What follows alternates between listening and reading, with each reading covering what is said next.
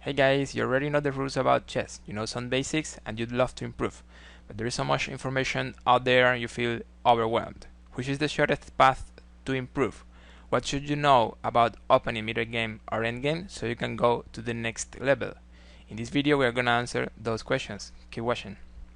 So I'm gonna tell you what I think is essential to know about each phase of the game and also where you need to work if you're a chess beginner. So let's start with the openings, and well, with the openings you don't need to know too much by now. If you know the three principles, if you understand them and you know how to apply them in your games, it's going to be fine by now. The three main principles are control the center, these four squares over here. If you control those squares, you will control the board. Develop minor pieces. Minor pieces are knights and bishops. That's the second principle, and the other one is like castle as soon as possible.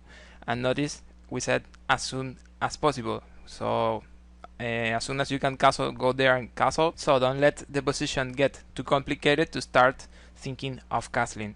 About the side where we are going to castle, well, either queen side or king side is going to be fine. Just make sure that the pawns are in the base protecting your king. And well, also we need to say that in general most of the positions castling king side is going to be the best, like 70% or 80% of the positions going to the king side is going to be better. There are other rules we need to know and remember about the openings. They are connected to the principles, like don't bring the queen out too early, like don't move twice the same piece, don't play too many pawns moves, develop one piece in every move in the opening. Out of that, if you want to get familiar and understand and get typical ideas, for example, for the middle game about some specific line, it's going to be fine. I don't think it's essential, but it could be helpful. For example, we have good lines for this level. We have like Italian game. I think it's a good variation, easy to play, easy to understand, more or less. Also, I like knight c3, and we're going to get into 4 knights here. It's also very easy to play, and you will have some nice positions here. As black, more or less, I suggest typical positions. You don't need to complicate things too much. So e4, e5, for example, and start developing the repertoire about after e5. It's going to be perfect. Of course, there are other options like French. I think it's fine, or maybe Caro-Kann, planning to play d5. The same idea as in French. About the middle game, this is the moment where your king is already safe, you already developed your minor pieces, and well, we start playing them with the queen and the rooks. Very often we want to move the queen to the second rank, so we connect the rooks, and then we start to control half open files or open files with the rooks. That's the ideal situation. Sometimes there are no open or half open files on the board, and then we will try to put the rooks in files we know are likely to be open or half open in the next moves. Very often these files are the central files. Also, when the rooks are there, you will be protecting your central pawns, so it's going to be fine anyway. Also, in the middle game, you can move for a second time some of your minor pieces, like you can bring, for example, the knight to c3 to d5 to some nice square over there. Also, you can maneuver a little with the knight over h4 to f5 to get this square.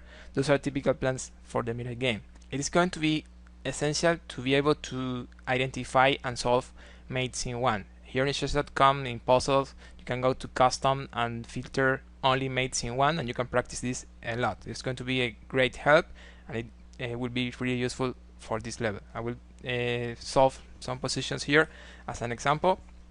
And well, here we have the queen and the bishop and in a battery, and we can take here on g2, and that's mate in one. Also, I will solve another one, and this time the rook is hanging, so the queen can just take it. In general, if you're looking for mates in one, you will try to find checks. One of the checks is going to be mate.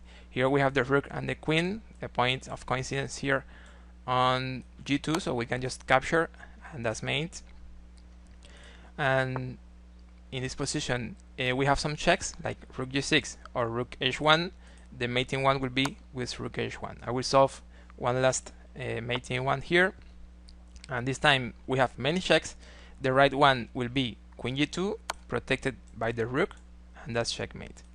And also, if you're very good solving mates in one, you can go to the next level. But I would say do not rush with this step. Make sure you're really good solving mates in one. And if that happens, then we can go to the next level. And I will solve some positions here with mates in two. Here, again, we need to work with checks. So bishop here is going to be very well. The king goes to f8, and then we can play queen f7, and that's mate. So check and mate.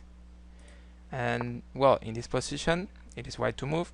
We have a good check here on c8. So let's see, queen takes bishop, and rook takes. The bishop covers here, so that's mate.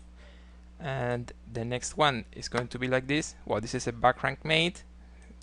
Check, and rook takes bishop. And here, well, this one is interesting. It's tricky because there is a pin here. The pawn won't be able to capture f3, so we can play here knight f3 check, and then queen h3, and that's checkmate. Finally, I will solve a last one. Well, again, we have a back rank mate with rook d1 and rook e1. So you need to solve many mates in one and mates in two. It's going to be really helpful in this level. Also, very connected to the middle game, we need to mention some tactics.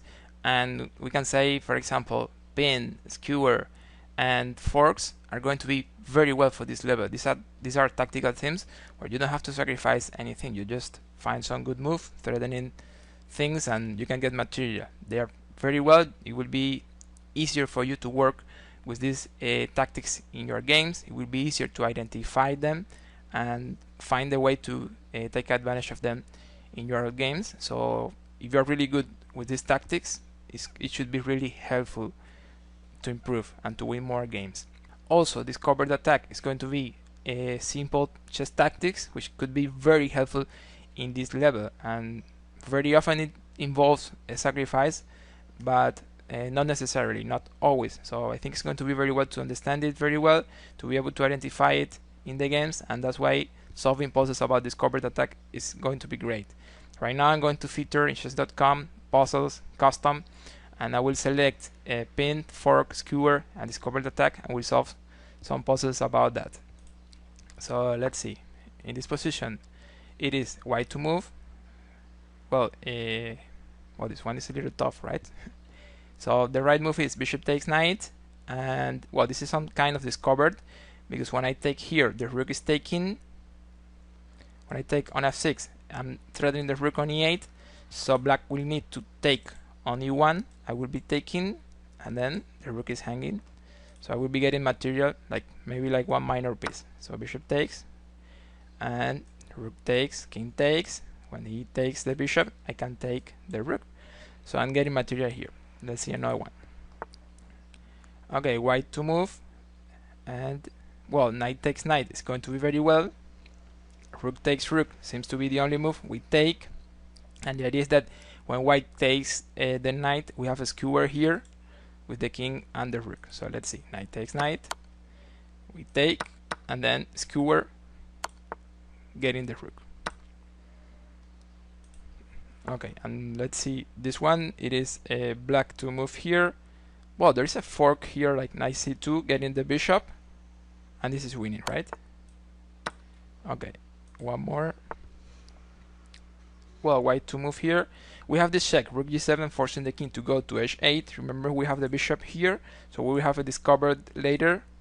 I don't think it's going to be made, but we can get the queen, like rook g5, and then discovered attack with the bishop, getting the queen. So let's see.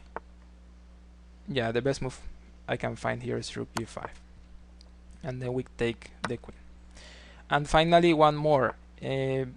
Black to move. Black is winning here, and well, we have mate in one. I was looking for something tough, but we just have mate in one here by playing queen g2. Okay, well, this is not really like a skewer or fork or anything. It's just a mate in one. Well, that's the idea. If you are really good solving these puzzles, this kind of chess tactics is going to be really helpful in your games in this level. About the endgames, it's going to be essential to know how you're going to win when you have only the queen, and also how you're going to win when you have only two rooks. Those basic mates are going to help you a lot to finish your games. As you go improving and you go getting closer maybe to 1000, it could be helpful to know the basic mate with king and rook, and also the endgame, just to start studying chess endgames properly. The endgame king and pawn versus king is going to be very well. Probably you might be thinking, well, I don't get into many endgames, my games don't go there, but it's going to be very well if you have a good base to improve. And when you know these endgames, probably you will be using them more often in your games. I can tell you for sure this is going to be helpful, and this is going to be an important base to continue improving. So let's see in a drill how good the basic mate king and queen versus king be. And the plan here is to push the king to the corner, and then with the king and the queen we will have a mate position. It's not going to be too complicated, but you need to know this some method. So the first thing we usually do is to cut off the king. So I make sure the king is not escaping, and then black is playing king f6, and now we're going to use this idea of the L shape. I will move my queen in L shape from the king, and this is going to force always the king to go towards the corner. So maybe I can already cut off the king. Here the king is already on the edge. That's very good for me. That's what I needed. And now I bring my king somewhere over here, and this is mate. So just start bringing my king now that black king is on the edge. And well, then this is going to be made very soon. So that's the idea. Push the king using the L shape technique. The other basic mate is this one with king and two rooks versus king. The idea is more or less similar. We want to push the king to the edge of the board. This time we don't need the king because the two rooks are just very powerful. So the first thing is just to cut off the enemy king, like for example rook b4 is going to be perfect. And well, the rooks can work from long distance, so we are going to get as far as possible from the king, like rook h4 is perfect. And the idea is that we're going to control one rank after the other with each rook. So with this rook maybe we will be controlling this, and with the other rook this and this. That's like the plan we want to do, something like that. So we play now rook g5, and then in the next rook h6 after king f7, which is the normal move. We would love to play rook g7, but it's not possible right now, so we can just go to the other side as far as possible, as we said. So like rook here is perfect in this position. And well, this move just going back is not what I expected. Probably king here attacking the rook was a little better. Then I could go to the other side. Well, since the king goes here, then we can cut off a little more with the rook. That's probably very well. And then we go to the other side. In the next move we will give mate with rook a8. So these are some of the main things you need to know and you need to work with in the opening, the middle game, and the end game if you are a chess beginner wanting to improve. Also, there is a general idea I need to say, and it's extremely important, and it is that in this level one of the best things you can do just to continue improving is to play many games. One of my favorite time controls is 15-10. Is good. You have a lot of time to think, to analyze. Also, if it is like too long, you can select like 10 minutes maybe. It's going to be also fine. And also, if you can analyze some of your games, see where the mistakes were and what could you do instead, it's going to be pretty helpful. I know in this level, as you don't have so much experience, this is not so easy, but if you can make it work, it's going to be really important, because there is a lot of information about what we need to improve in our own games. By the way, if you analyze some of your games and the engine is suggesting something you don't understand, you can write the link of the game in the comments and the number of the move where that happened, and maybe I can help you a little with that. So thank you for watching. Don't forget to like and subscribe. See you in the next.